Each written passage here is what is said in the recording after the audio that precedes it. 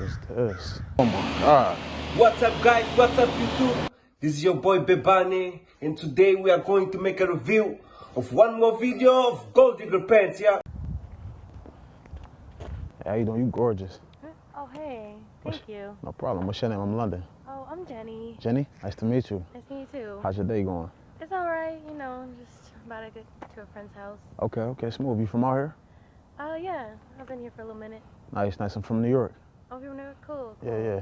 Maybe we can get to know each other. You seem like a vibe. No, I'm all right. Just not interested right now. Not interested? Yeah. What you said? You got a boyfriend or something? Not necessarily. I don't know. I don't think you're really my vibe. Okay. I'm not sure. I respect that. Yeah. You should have a good day. All right, you too. Oh, is your car here? You said what? Is your whip? Yeah, that's my whip. You own it? Yeah, Oh, that's really nice. appreciate it. So, you didn't say what you did for work or anything. I can't even hear you. Come over here. You didn't really mention what you did for work or anything like that. I mean, I do a lot of things. I'm an entrepreneur. Oh, okay. Yeah. So I guess that's how you got this car. Yeah, most. Number. I mean, why all of a sudden you just told me that I wasn't what you go for, right? Well, I mean, not typically. I was judging based off what you was wearing, to be honest. I mean, what's wrong with what I'm wearing? I'm just chilling. It's a little cold outside. I got a sweatsuit on, a Mary sweatsuit, You're Balenci. right. But, you know. I mean, I don't know. I guess I just assumed, and, So you assumed what? What you was assuming? I don't know. I think maybe I was just caught off guard, but, like, I'm obviously thinking different now. Yeah, but, you know, shit happen your way, you know what I'm saying, when you want. I'll take your information. Okay.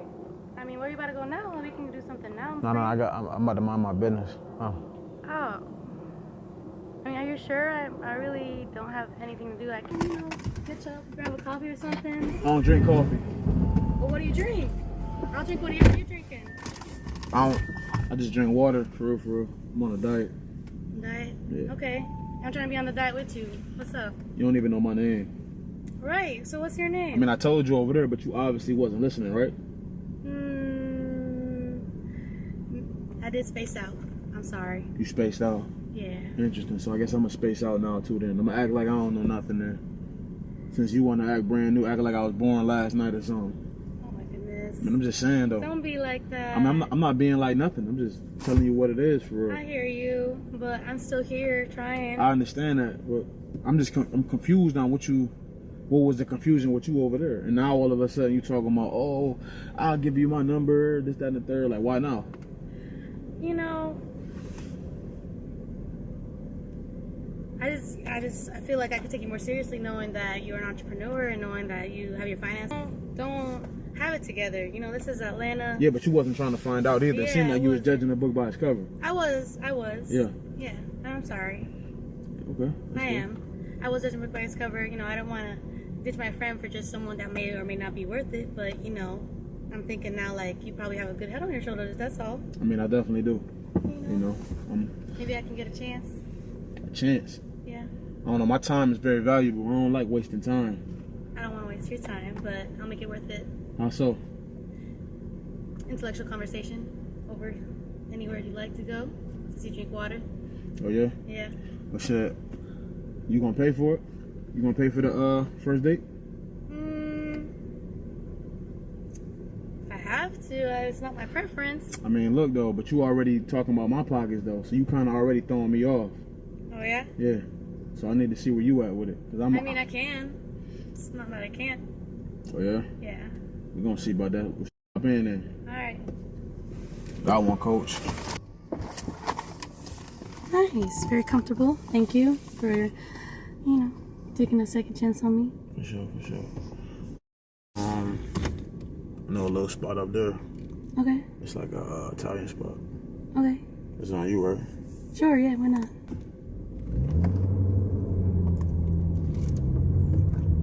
Can we, like, just stop for a second and talk for a minute in the car? What's up?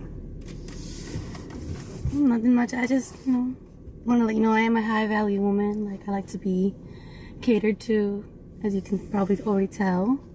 And, you know, just want to know, you know, like my standards typically is what makes you such a high value woman? Well, you know, I'm I have the housewife qualities, I'd like to say, you know, and I know that you could easily pay for a maid or, you know, a chef per se, but it's always better when your woman's doing it. My mom would always make sure the bills are paid.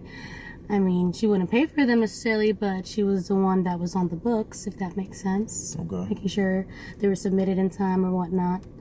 But yeah, and obviously, like, great motherly qualities and nurture, so I feel like I'm not your typical city girl for sure. I mean, probably the only aspect that might seem that way is definitely I like to have everything paid for, like my nails, my hair, you know, if you're trying to pursue me. But showing me that you're able to do those things. No, I think pursuing you is showing you that I like you, showing you that, you know, we share the same views and we like each other. We like what's going on. Like, we like hanging out. We like spending time. Like, I'm showing you that I don't feel like it's a dollar thing. You know what I'm saying? Yeah, but but I feel like dollars, like that money, that's love language for me.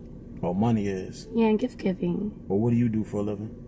Well, I have a personal assistant services. Like, I'm just a PA. I do some nannying. I do meal prep. I can be someone's personal shopper. It's like an all-around assistant services. So you make good money off that? Enough to pay my bills. I'd like to make more. Okay, so what you interested in? Like, what's your, like, where you see yourself in the future?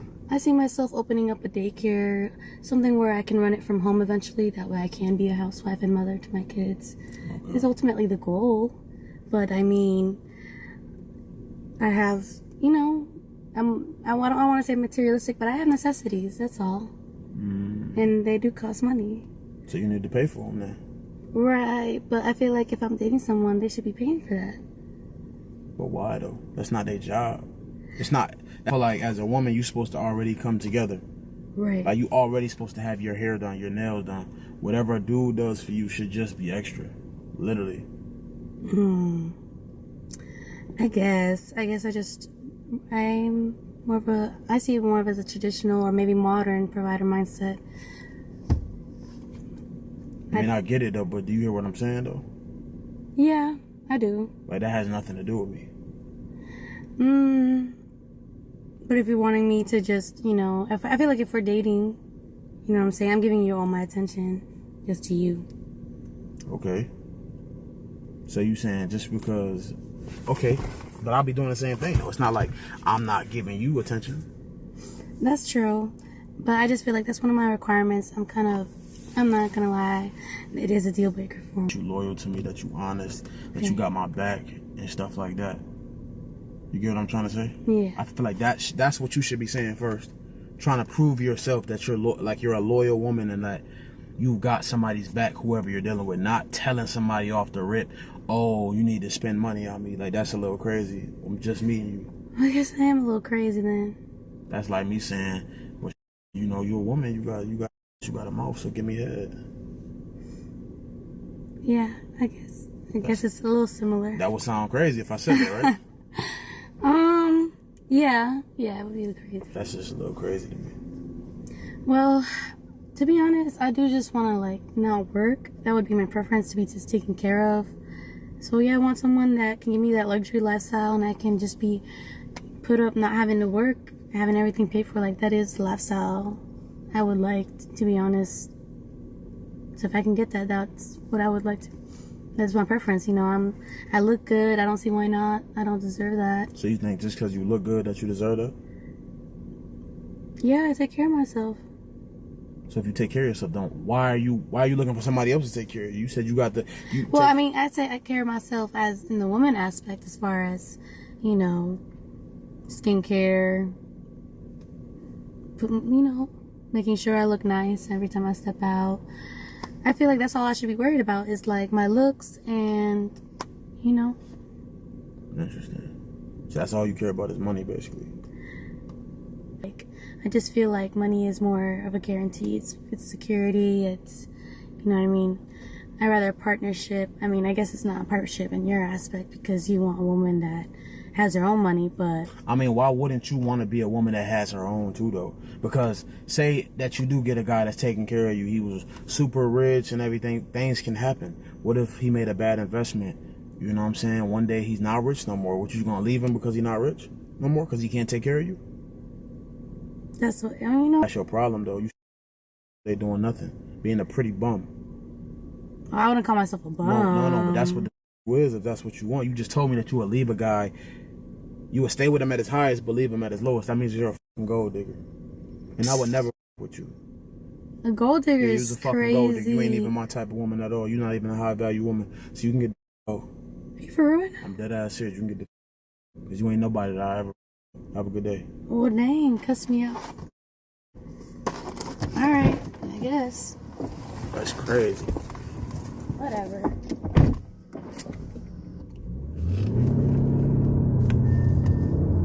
That's crazy, bro. Like the mindset of these women, bro. This event illustrates a recurring debate about genuine interest versus material interest. The interaction shows how some people quickly judge others based on appearance, clothing, or momentary circumstances, without considering deeper aspects such as personality, character, and ambitions. Initially, the woman rejects the protagonist because he doesn't seem to have money or enough status to add value to her life. However, upon realizing that he owns a luxury car, her attitude changes completely. This raises the question, was her interest in the person himself or in what he could offer financially? The protagonist, in turn, maintains a firm stance, insisting that she keep the same energy as in the first approach. This suggests that he values consistency and authenticity in the people he interacts with. The idea that someone only deserves attention after proving their wealth reinforces a superficial behavior that he does not accept.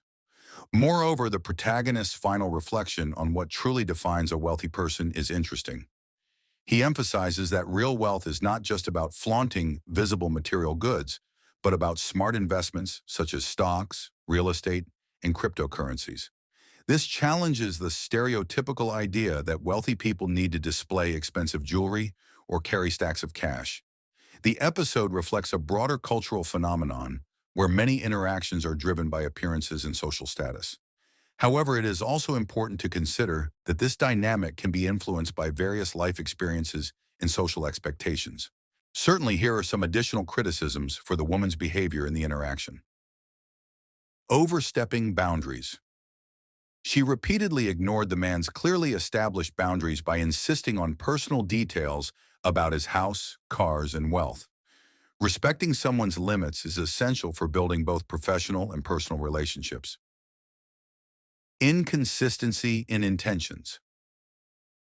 Initially, she mentioned having a boyfriend but quickly shifted her approach when she discovered the man's financial success. This inconsistency portrays a lack of genuine intent and can damage credibility.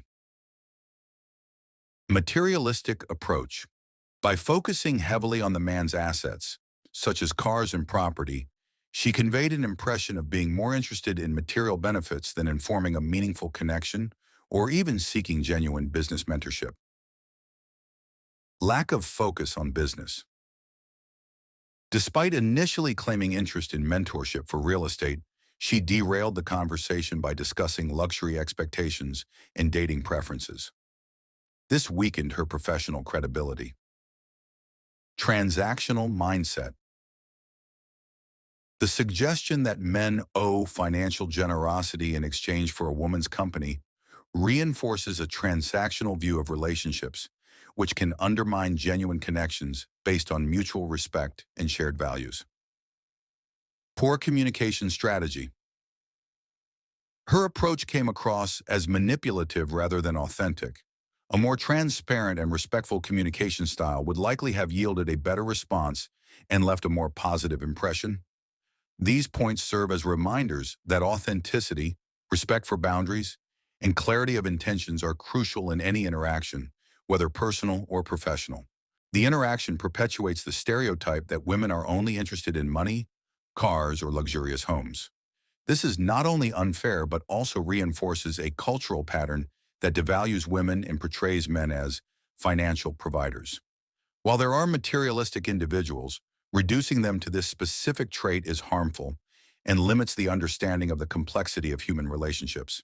Both characters seem more focused on testing or proving something rather than genuinely connecting.